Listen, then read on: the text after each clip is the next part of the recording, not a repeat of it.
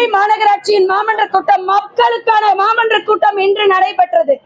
மக்களுக்கான விஷயங்களை இன்னைக்கு பேசணும். ஆனா திமுக கவுன்சிலர்ஸ்க்கு எந்த ஒரு அறிவிப்பும் கிடைக்கல அப்படின்னு திமுக கவுன்சிலர்ஸே திமுக மேயரையும் ஆணையாளரையும் எதிர்த்து உள்ள ஒரே போராட்டம் நடந்தது. இந்த சூழ்நிலையில நான் மரியாதைக்குரிய ஆணையாளர் பார்த்து ஒரே ஒரு கேள்விதான் கேட்டேன். தினமலர்ல 40 கோடிக்கு ஊழல்னு போட்டிருக்காங்க. இப்ப இந்த 40 கோடிக்கு ஊழலுக்கான பொருட்கள், அதாவது பணிகள், அந்த பணிகளை பாஸ் பண்ணும்போது 100 மாமன்ற உறுப்பினர்களும் உட்கார்ந்துட்டோம். மன்றத்துலதான் உட்கார்ந்தா பாஸ் பண்ணணும். செம்மொழி பூங்கா அவ்வளவு சிறப்பாக நடந்தது. அருமையான ஒரு திட்டம். இந்தியாவில் தமிழ்நாடு திரும்பி பார்க்கக்கூடிய ஒரு திட்டம் செம்மொழி பூங்கா திட்டம். அந்த திட்டத்தை செயல்படுத்தினத 100 மாமன்ற உறுப்பினர்களும் தான் இருந்தோம். அப்ப அதை நாங்க பொருளை பாஸ் பண்ணி கொடுத்தோம். ஆனா அந்த பணிகள் முறையாக நடக்கவில்லை, முறை தவறி நடந்துள்ளது.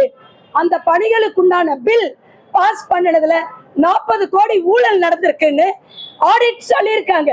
இது வெறும் தினமலர் மட்டும் சொல்லல, பத்திரிகை மட்டும் சொல்லல. ஒரு வார காலமாக மாநகராட்சியில ஆடிட்டிங் நடந்தது.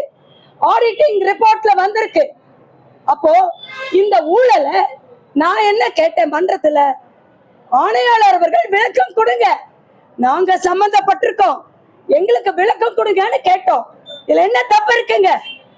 எல்லாரும் சேர்ந்து என்னுடைய சீலையை பிடிச்சு இழுத்து என்ன கழுத்தை பிடிச்சு வெளியில் தள்ளுற அளவுக்கு என்னங்க நடந்துச்சு? மாமன்ற உறுப்பினர்னா அவ்வளவு அவங்களுக்கு குறைஞ்சு போயிடுச்சா? எத்தனை பேர் வந்தாலும் என்கிட்ட மோத முடியாது. ஒத்தைக்கு ஒத்தையா வந்து என்கிட்ட நின்று பாருங்க.